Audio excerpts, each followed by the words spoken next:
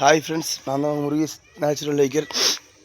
பார்த்தீங்கன்னா பப்பாளிங்கிறது ஒரு வெப்பமண்டல தாவரம். அதாவது சொல்லுவாங்க ஆப்பிள்னு சொல்லி. ஆப்பிள் ஒரு எப்போவுமே ஒரு சாதாரண வர்க்கத்துக்கெல்லாம் ஆப்பிள் ஒரு மிகப்பெரிய ஒரு விலையுயர்ந்த பழமாக தென்பட்டாலும் நம்முடைய தென்னாட்டுக்கு தென் தமிழகத்துக்கு முக்கியமாக அதிகமாக வெப்பமண்டலத்தில் விளையக்கூடிய ஏழைகளின் ஆப்பிள் அப்படின்னு சொல்லக்கூடிய ஒரு பழம் தான் இந்த பப்பாளி பழம். எஸ், இப்படி ஆப்பிள் எவ்வளவு மதிப்பு உயர்ந்த பழமாக வடநாட்டில் இது கருதப்படுதோ, அதே மாதிரி தென்னாட்டில் ஏழைகளின் ஆப்பிள் இந்த பப்பாளி பழம். பப்பாளி பழத்தில் பார்த்திங்கன்னா ஏராளமான மருத்துவ குணங்கள், வைட்டமின் ஏ, இ, சி, இந்த மாதிரி ஏராளமான ஊட்டச்சத்துக்கள் நிறைந்த ஒரு மரம் பப்பாளி மரம். பப்பாளி பார்த்திங்கன்னா இந்த பப்பாளியுடைய இலை, இந்த காய், இந்த பழம் மூன்றுமே பயன்படுத்தப்படுது. அதாவது பப்பாளி இலை சாறு கூட நிறையா வரக்கூடிய புதிய வகையான காய்ச்சல்களுக்கெல்லாம் பப்பாளி இலை சாறு கஷாயம் வச்சு குடித்தா சிறந்த ஒரு தீர்வாக இருக்கும். மேலும் உடற்பயிற்சி செய்யக்கூடியவங்களுக்கு, உடற்பயிற்சி செய்ய நுழைகிறவங்களுக்கு இந்த பப்பாளி ஒரு சிறந்த வரப்பிரசாதனே சொல்லலாம். நான் உடம்பு ஃபிட்டாக வச்சுருக்கோம். பப்பாளி பழம் நார்மலாக நீங்கள் தினமும் இல்லாட்டாலும் ஒரு வீக்லி த்ரைஸ் ஆகுது, 3 முறையாவது காலையிலே உடற்பயிற்சி சென்று நீங்கள் வழக்கம் போல் சாப்பிட்டீங்கன்னு சொன்னால் கொழுப்புகளை நீக்கி ரத்தத்தை சுத்திகரிக்கும். உங்களுடைய உடம்பு கட்டுக்கோப்பாக இருக்கும். முக்கியமாக அழகில் கான்சன்ட்ரேட் பண்ணுறவங்களுக்கு இது ஒரு சிறந்த வரப்பிரசாதம். உங்களுடைய உடம்பு நீங்கள் இன்றைக்கும் பப்பாளி பழத்தை நீங்கள் ரெகுலராக சாப்பிட்டீங்கன்னு சொன்னால் என்றும் மார்க்கண்டையன் போல் இளமையாக இருக்கலாம். உடம்பில் இருக்கக்கூடிய தேவையில்லாத சுருக்கு, தோல் நோய்கள்லாம் எதுவுமே வராது.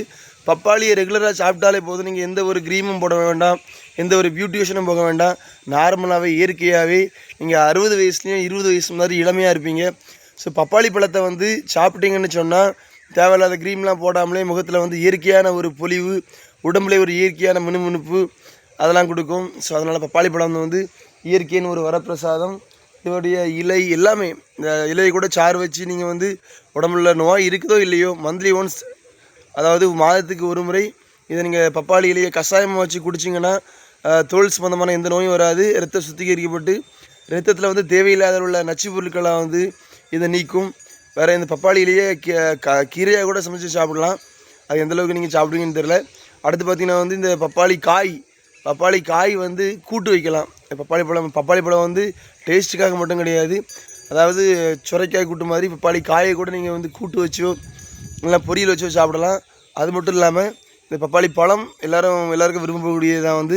அது முக்கியமாக இப்போது ஹைப்ரிட் நிறைய கடைகள்லாம் வாங்கக்கூடிய பழத்தை சாப்பிடாதீங்க. கடைகளில் எல்லாம் வியாபார நோக்கில் ஹைப்ரிட், அதாவது எல்லா தாவரங்கள்லேயும் கலப்பணம் பப்பாளிலையும் பார்த்திங்கன்னா ஹைப்ரிட் பெரிய பெரிய பழமாக இருக்கும். பார்த்த உடனே கண்ணுக்கு கவர்ச்சியாக இருக்கும். அதை வாங்கி சாப்பிடணும்னு ஆசைப்படணும். அதெல்லாம் கண்டிப்பாக வாங்கி சாப்பிடாதீங்க. ஹைப்ரிட், அதாவது ஹைப்ரிட் எல்லாமே கலப்பினம் எல்லாமே உடம்புக்கு தீங்கு விளைவிக்கக்கூடியது. நாட்டு பப்பாளி பார்க்க பழம் சின்னதாக இருந்தாலும் டேஸ்ட் நல்லாயிருக்கும். அதுமாதிரி உடம்புக்கும் சக்தி கொடுக்கக்கூடியது நாட்டு பப்பாளி தான். முடிஞ்ச நாட்டு பப்பாளிக்கு அதிகமான தண்ணீர்லாம் தேவைப்படாது. உங்களுடைய வீடுகளில் குறைவான இடத்துல ஒரு பப்பாளி, ஒரு 2 பப்பாளி மரம் வச்சிங்கன்னு சொன்னால் ஒரு 3 மாதத்தில் காய்க்க ஆரம்பிச்சுன்னா கிட்டத்தட்ட 2 வருடம் வரைக்கும் காய்த்துட்டு பலன் கொடுத்துட்டே இருக்கும். ஸோ அதனால் ட்ரை பண்ணுங்கள். நாட்டு பப்பாளியை வச்சு நீங்களும் உங்களுடைய உடம்பையே ஆரோக்கியமாக, உங்களுடைய அழகையும் கான்சன்ட்ரேட் பண்ணுங்கள். என்றைக்கும் இளமையாக இருங்கள். மீண்டும் ஒரு இயற்கை விவசாயத்தோடு ஒரு கலை தகவலோடு மீண்டும் சந்திக்கலாம். சேனலை சப்ஸ்கிரைப் பண்ணி லைக் பண்ணி ஷேர் பண்ணுங்கள். லைக் ரொம்ப கம்மியாக இருக்குது, கொஞ்சம் சப்போர்ட் பண்ணுங்கள். நன்றி.